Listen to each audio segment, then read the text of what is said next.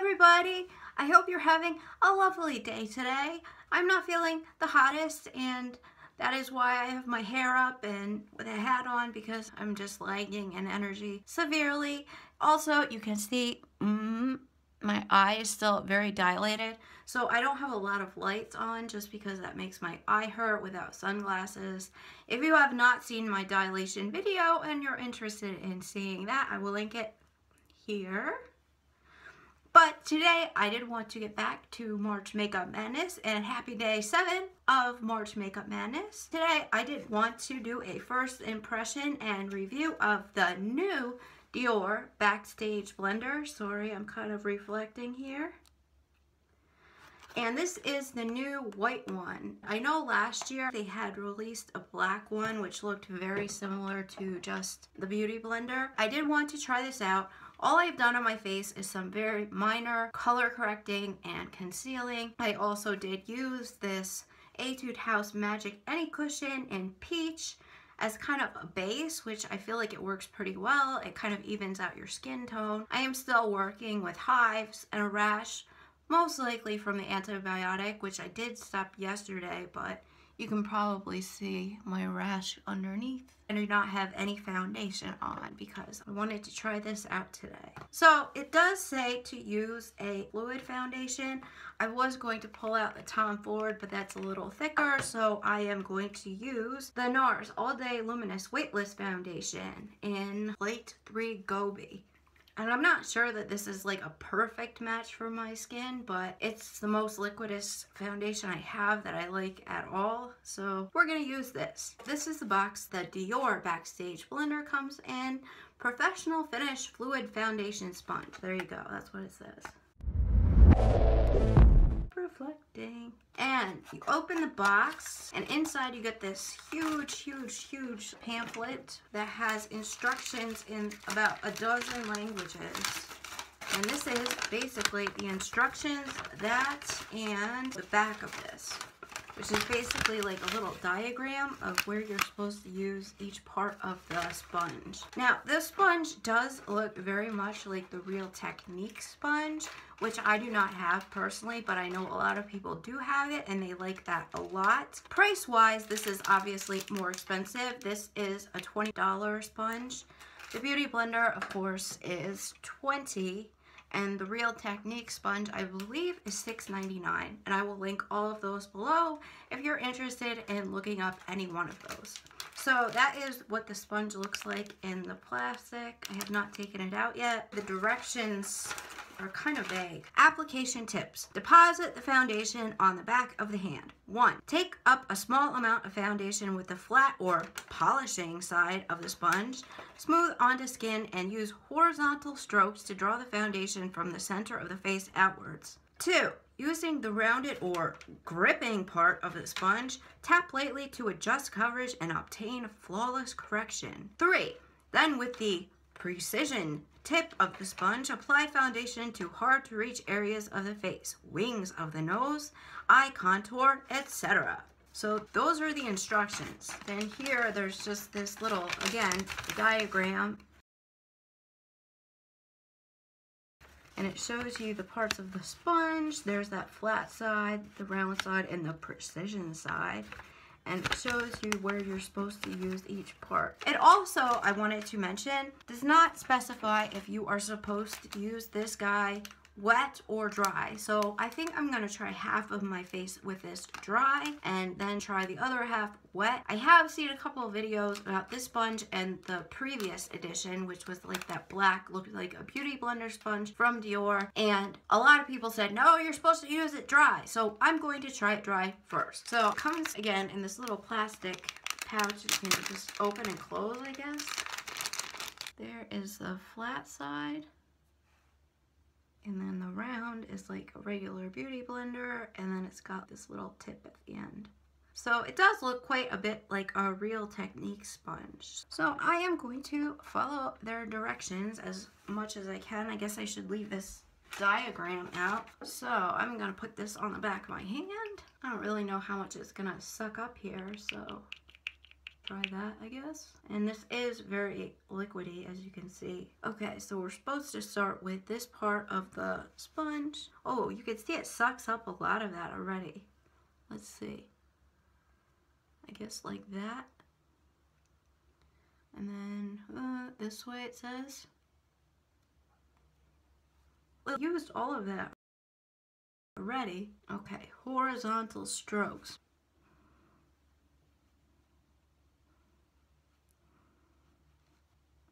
It doesn't do a terrible job.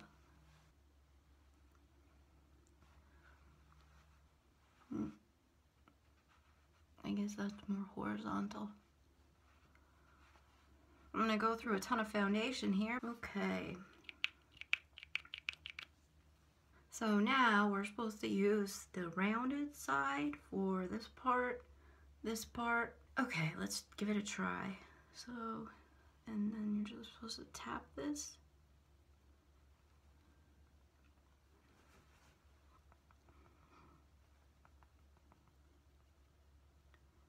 Doesn't really say about your actual nose.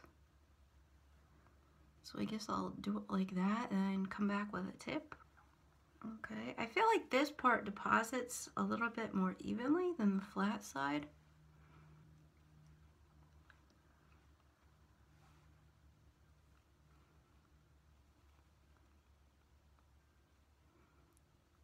Oh, that's for the little part. Oops. Oh well. The diagram isn't great. It's kind of vague. Let's see. Okay, so now I'm going to go in, I guess, with the precision tip. As you can see, that didn't use up quite as much as this flat side. That really sucked it up. This did not suck it up quite as much.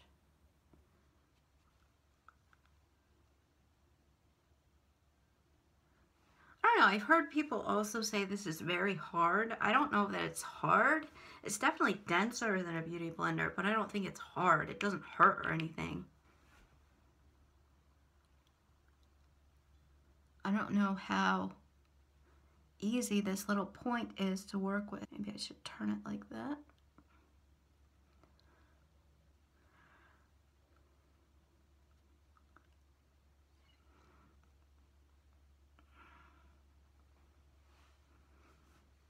As it matches my neck, my face, again, is very red from the hives and rash, so please just excuse that. Oh, I don't know how light to buildable that is, because that looks pretty heavy to me. Of course, it used a lot of foundation too, so I guess I'll try to smooth things out with the rounded side. Let's see.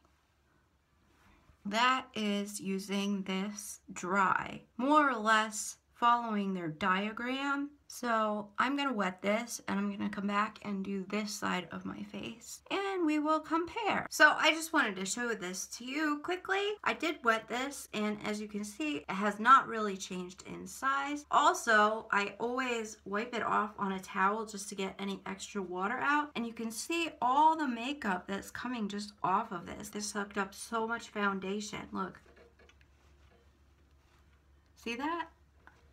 Like there's a lot of makeup that's sucked up, and I think that's probably just because it is so dense. I'm imagining this is not going to have drastically different results wet than it would dry. All right, so I'm going to do the same thing. I guess I probably need more foundation, this little foundation sucker upper. Although I would assume if you didn't wash this often, although I don't know about that, but if you were to just leave this with the makeup and use the same foundation again and again, it would probably stop soaking up so much just because it would become saturated. But as a first use, it does suck up a lot of foundation. So again, this way,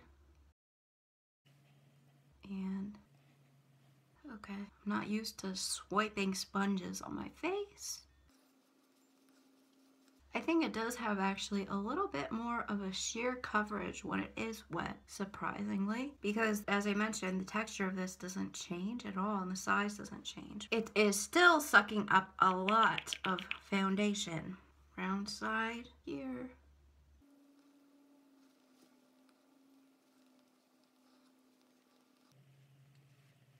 It looks heavy. but it doesn't look bad. I wouldn't want to do a second layer. I don't know what they mean by buildable. All right, and then the tip, I'm gonna try it just with what's left on there.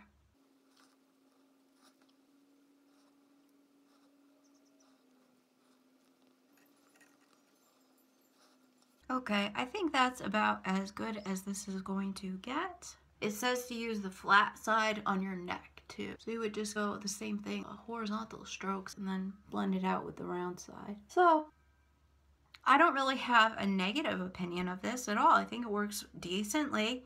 I don't like that it sucks up so much foundation. It's definitely a different kind of sponge than the Beauty Blender is. I don't know that it's really worth wetting it. Can you see much of a difference?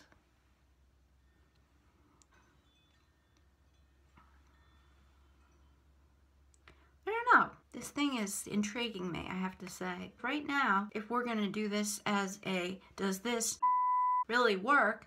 I would say it works. I just don't know what I would rate it because it's a little bit puzzling. Works pretty quickly. It does suck up a lot of your foundation, and again, either dry or wet, it doesn't seem to really affect the sponge or how it applies your foundation. I think it's alright. I think what I'm gonna do actually is I'm gonna take half of this off, maybe the wet side, and I'm gonna try the Beauty Blender just for a comparison so you can see. Alright, so I have removed the makeup from this side of my face. Obviously, I've lost most of my color correction and concealing, but that's okay. We're gonna just try this with the same foundation, the Nars All Day Luminous Weightless Foundation, but just using the Beauty Blender damp this time. Again, I do the same thing. I wet this and then I dry it off like this in a towel just to get all the extra water out of there. Now, as reference, this is a brand new Beauty Blender. It has not been used, so we'll see how much makeup this sucks up as well. And I'm gonna do my regular Beauty Blender thing. I'm gonna use the same amount of pumps. This is about 5 pumps of this foundation. Usually, I kind of use the pointy side just to put it on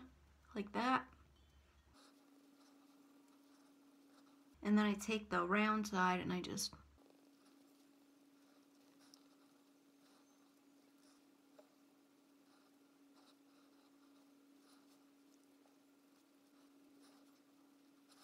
I think that's good enough. As you can see, that used all the foundation, but using this one, dry or wet, it used that much foundation for each side. That's twice as much foundation you're using with this than with this.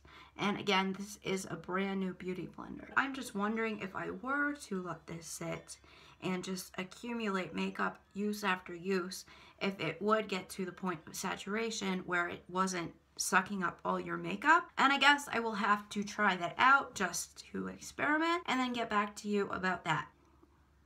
This is the regular Beauty Blender side, again, without the concealer and color correction. You can see my veins a little bit peeking through. This side I do think applies a little bit heavier. I prefer the look of a lighter foundation as opposed to more full coverage, but I guess it depends on what you like. I think if you're looking for a more full coverage, this is definitely the better sponge to use. You can see this is more of just like a natural finish, I would say, and this is definitely a more full coverage. It's interesting because the pamphlet that comes with this sponge does say that this is for buildable coverage, but I do feel that using it just one pass over does kind of give you full coverage as opposed to buildable coverage. I don't know how much more you would want to build over this. Now, does it look cakey? I don't really think so.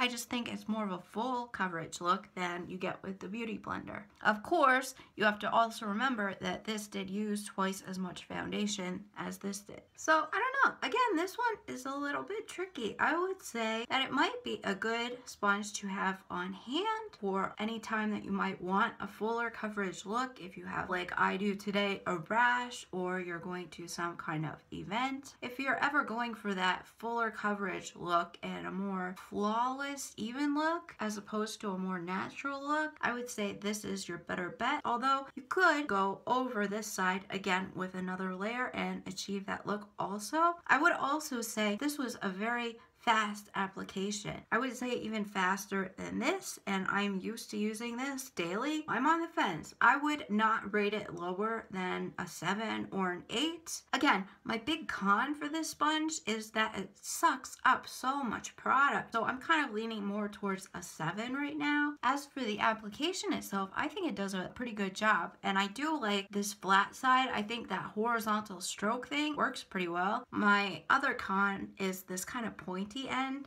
I don't think that this side really does much for me. This side, the curved pointed side, does get in all those little nooks and crannies pretty well, and I do like that because it is kind of more narrow than this. I think I am going to go to Ulta and pick up a Real Technique sponge and then do a comparison between those two, because I feel like that might be a better comparison than between these two. As a first impression, I think this isn't bad. It does provide a fuller coverage of your foundation with one pass as opposed to this. I think if you're somebody who really likes full coverage and to have a full face of makeup, then this is probably a perfect sponge for you. I think it looks good. I don't think it looks bad. I don't think it's difficult to use. If anything, it's pretty easy to use. And as I said, it's a faster application process than this is. So I will be back with a comparison between this and the Real Technique sponge. But for now, I'm gonna say this